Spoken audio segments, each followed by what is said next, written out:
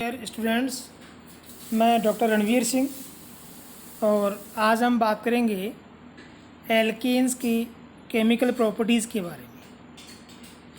इससे पहले हमने पढ़ा कि एल्कीन्स क्या होती है,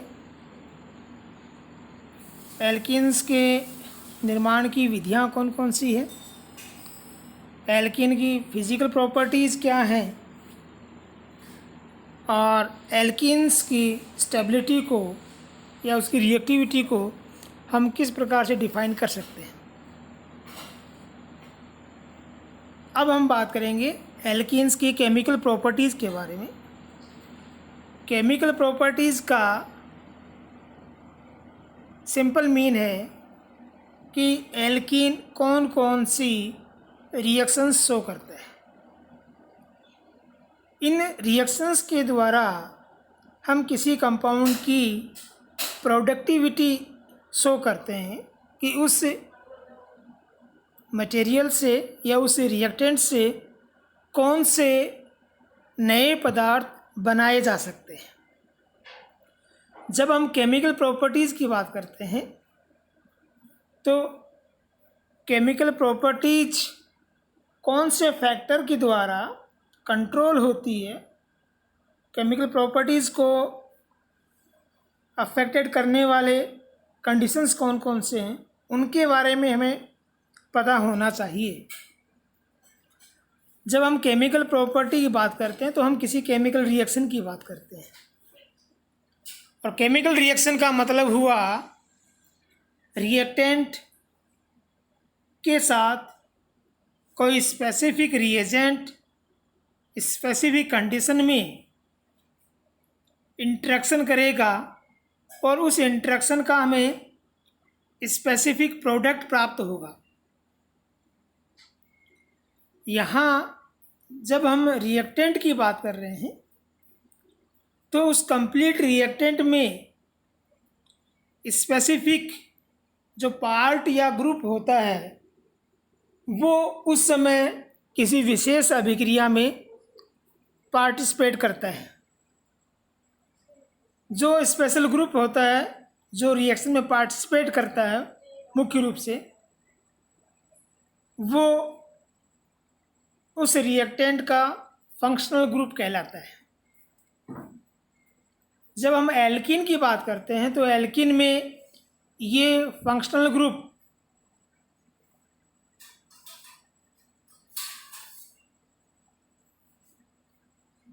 डबल बॉन्ड है, और डबल बॉन्ड में भी अगर हम कहें एल्कीन की जो मेन रिएक्शंस हैं या केमिकल प्रॉपर्टीज़ हैं उसके लिए इसका जो पाई बॉन्ड है वो रिस्पॉन्सिबल है। ये पाई बॉन्ड कार्बन कार्बन के बीच में पाए जाने वाले सिग्मा बॉन्ड की तुलना में वीक होता है, इसलिए इसे कम एनर्जी से तोड़ा जा सकता है। इसी कारण एल्कीन्स एल्केन की तुलना में अधिक रिएक्टिविटी शो करती है। एल्केन की तुलना में अधिक रिएक्टिव हैं, इस कारण रिएजेंट जब इस पर अटैक करेगा तो प्रोडक्ट आसानी से बनेंगे, जल्दी बनेंगे। लेकिन वो रिएजेंट किस डायरेक्शन में या किस वे में अटैक करेगा वो डिपेंड करता है कि जो फंक्शनल ग्रुप है उसका ज्योमेट्री क्या है। यहाँ जब हम कार्बन डबल बॉन्ड की बात करते हैं, पाई बॉन्ड की बात करते हैं, तो उसमें जो डबल बॉन्डेड कार्बन है वो sp2 हाइब्राइड कंडीशन में होता है, और इसके अकॉर्डिंग इसका जो शेप है वो ट्राइगोनल प्लेन के रूप में होता है। जब इसका ज्योमेट्री हम देखते हैं तो जैसे यहाँ पर ये डबल बॉन्डेड वाले कार्बन हैं, ये इसके प्रत्येक कार्बन के sp2 संकरित 3 ऑर्बिटल हैं। जो sp2 संकरित दूसरे कार्बन के जो ऑर्बिटल्स हैं उनके साथ या हाइड्रोजन के ऑर्बिटल के साथ ओवरलैपिंग करके सिग्मा बॉन्ड बना लेते हैं। ये तीनों sp2 हाइब्राइड ऑर्बिटल या जो सिग्मा बॉन्ड है वो एक से एक दूसरे के साथ 120 डिग्री के एंगल पर पाए जाते हैं, एक ही प्लेन में होते हैं। इस कारण यहाँ ज्योमेट्री को हम कहते हैं ट्राइगोनल प्लेनर। sp2 संकरित अवस्था वाला जो कार्बन है, डबल बॉन्डेड जो कार्बन है, उसके पास एक p ऑर्बिटल और रह जाता है। ये p ऑर्बिटल इस ट्राइगोनल प्लेन के जस्ट लंबवत होता है, लॉन्गिट्यूडनल होता है। इस p ऑर्बिटल की एक लोब इस प्लेन की ऊपर की तरफ और एक लोब नीचे की तरफ होती है। ये पैरेलल p लोब आपस में ओवरलैपिंग करके पाई बॉन्ड का निर्माण करती हैं। तो इस प्रकार जो पाई बॉन्ड बन रहा है वो इस ट्राइगोनल प्लेन के लंबवत कंडीशन में, लॉन्गिट्यूडनल कंडीशन में पाया जाता है।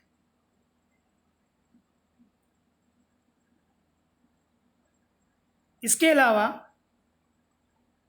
कुछ रिएक्शंस ऐसी भी होती हैं जिनमें एल्कीन का डबल बॉन्ड पार्टिसिपेट ना करके, डायरेक्टली पार्टिसिपेट ना करके, डबल बॉन्ड के सापेक्ष विशिष्ट कंडीशन वाला जो ग्रुप है, जो सैचुरेटेड है एल्किल ग्रुप के रूप में, वो भाग लेता है। तो वो कुछ स्पेसिफिक रिएक्शंस भी होती हैं। यहाँ पर जैसे इस डबल बॉन्डेड वाले ग्रुप के साथ ये ग्रुप जुड़ा हुआ है, ये एलाइलिक पोजीशन है। यहाँ ये जो ग्रुप है वो एलाइलिक ग्रुप है, क्योंकि ये एलाइलिक ग्रुप सैचुरेटेड कंडीशन में है, तो ये उस सैचुरेटेड कंडीशन के अकॉर्डिंग ही रिएक्शंस देगा। तो इन कंडीशंस को समझकर हम एल्कीन की जो केमिकल प्रॉपर्टीज़ हैं या केमिकल रिएक्शंस हैं उनको अच्छी तरह से समझ सकते हैं। एल्कीन की केमिकल रिएक्शंस को हम मुख्य रूप से दो ग्रुप में डिवाइड कर सकते हैं। रिएक्शंस ऑफ फंक्शनल ग्रुप, जो कार्बन कार्बन डबल बॉन्ड है उसकी वजह से होने वाली रिएक्शंस, और एल्कीन की वो रिएक्शंस जो फंक्शनल ग्रुप के अलावा जो दूसरा कोई ग्रुप है उसकी वजह से होती है। यहाँ जैसे अभी हमने बात की थी एलाइलिक ग्रुप की वजह से। यहाँ एल्कीन का जो फंक्शनल ग्रुप है वो एक अनसैचुरेटेड ग्रुप है, इस कारण वो मुख्य रूप से एडिशन रिएक्शंस में भाग लेगा। तो एल्कीन की मुख्य रिएक्शंस होगी एडिशन रिएक्शंस, जबकि जो एलाइलिक ग्रुप है वो सैचुरेटेड है, इस कारण वो मुख्य रूप से सब्स्टिट्यूशन रिएक्शंस या प्रतिस्थापन अभिक्रियाओं ही दर्शाएगा। तो जो मुख्य रिएक्शंस हैं वो कार्बन डबल बॉन्ड कार्बन की वजह से पाई जाती हैं, और उन रिएक्शंस को हम कह रहे हैं कि वो एडिशन रिएक्शंस हैं। तो हम पहले उनके बारे में बात करेंगे। तो यहाँ से ये दर्शाया हुआ है कार्बन डबल बॉन्ड कार्बन, जहाँ मुख्य रूप से हमारा फोकस है पाई बॉन्ड के ऊपर।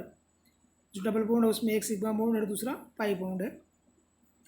पाई बॉन्ड सिग्मा बॉन्ड की तुलना में कमज़ोर होता है, इस कारण पाई बॉन्ड ज़्यादा रिएक्टिव है या रिएक्शन में पहले भाग लेगा।